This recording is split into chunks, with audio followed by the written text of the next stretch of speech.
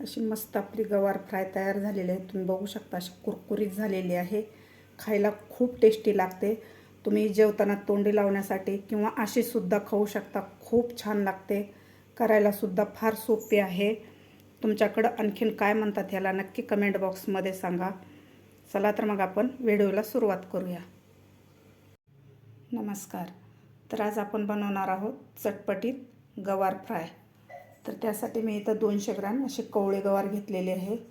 धुवून याचे मागचे पुढचे देठ काढून घेतलेले आहेत. असा आतमध्ये कट मारून घेतलेला आहे, जेणेकरून सर्व मसाला या आतमध्येपर्यंत जातो गवारीमध्ये आणि चवीला खूप छान लागते. अशा प्रकारे सर्व शेंगा मी मधून कट मारून घेतलेले आहेत. तर इथं मी तांदळाचं पीठ घेतलेलं आहे. आपल्याला जेवढं लागेल तेवढंच वापरायचं आहे. चणा डाळीचं पीठ घेतलेलं आहे. इथं मी लोणच्यामधला मसाला घेतलेला आहे. या लोणच्यामधल्या मसाल्यामुळे आपले गवार फ्राय खूप छान लागते. अर्धा चमचा धना पावडर घेतलेली आहे. मॅगी मसाला घेतलेला आहे मी अर्धा चमचा. पाव चमचा हळद. चाट मसाला घेतलेला आहे अर्धा चमचा. चवीपुरतं मीठ. हिंग घेतलेला आहे चिमूटभर. जिऱ्याची पूड घेतलेली आहे अर्धा चमचा आणि 1 चमचा लाल तिखट घेतलेला आहे. तर सुरुवातीला आपल्याला आता हे सर्व मसाले घालून घ्यायचे आहेत. हळद, हिंग, धना पावडर, मॅगी मसाला आपल्याला थोडाच घालायचा आहे. जिरे पावडर, चाट मसाला पण आपल्याला एकदम थोडा घालायचा आहे. लाल मिरची पावडर, मीठ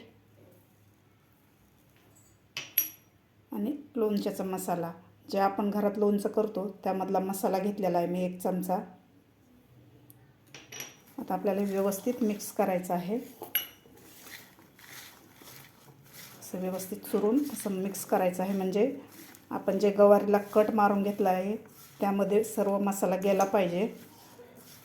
व्यवस्थित आपल्याला हे मिक्स करून घ्यायचं आहे.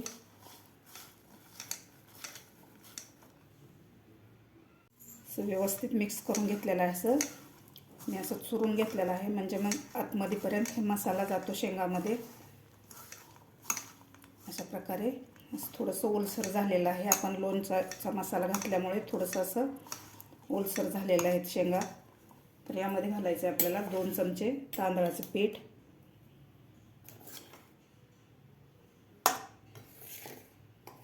2 चमचे चणा डाळीचं पीठ घालायचं आहे आपल्याला.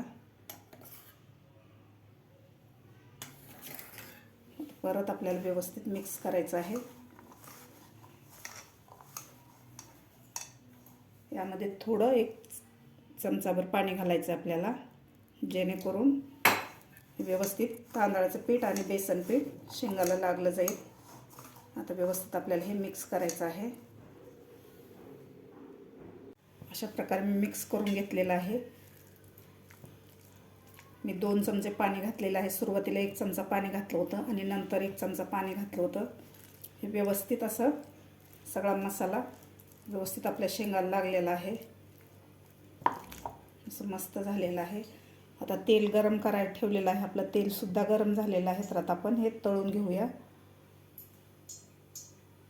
तेलसुद्धा आपलं गरम झालेलं आहे. तर आपण 1 शेंग टाकून बघूया. असं मस्त तेल आपलं गरम झालेलं आहे. अशा कुरकुरीत होईपर्यंत आपल्याला ही शेंगा तळून घ्यायच्या आहेत.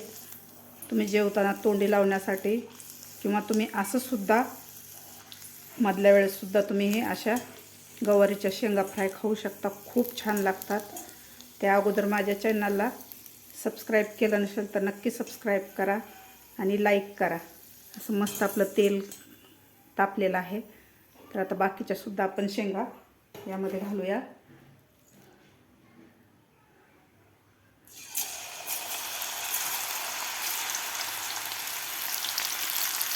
गॅस आपल्याला आता मीडियम करायचा आहे. तेल आपलं व्यवस्थित गरम झालेलं आहे.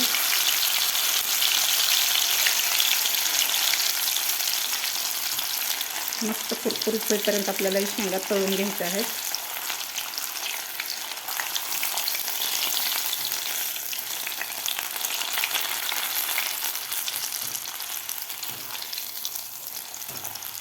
मस्त कुरकुरीत होईपर्यंत आता त्याचा कलरसुद्धा गोल्डन झालेला आहे. तर असं मस्त तळलेले आहेत. तर आता आपण हे काढून घेऊया. अशा प्रकारे तुम्ही बघू शकता, अशा मस्त कुरकुरीत आपल्या शेंगा झालेल्या आहेत, तळलेल्या आहेत. तर काढून घेऊया. बाकीच्या सुद्धा आपल्याला अशा प्रकारेच तळून घ्यायच्या आहेत शेंगा. तुम्ही बघू शकता अशी मस्त आपली गवार फ्राय तयार झालेली आहे. खायला खूप टेस्टी लागते. तुम्ही हे जेवताना तोंडी लावण्यासाठी किंवा अशी सुद्धा खाऊ शकता. खूप छान लागते. तुम्ही सुद्धा नक्की करून बघा. माझी आजची ही रेसिपी तुम्हाला आवडली असेल तर नक्की लाईक करा, शेअर करा. माझ्या चॅनलला अजून सबस्क्राईब केलं नसेल तर नक्की सबस्क्राईब करा.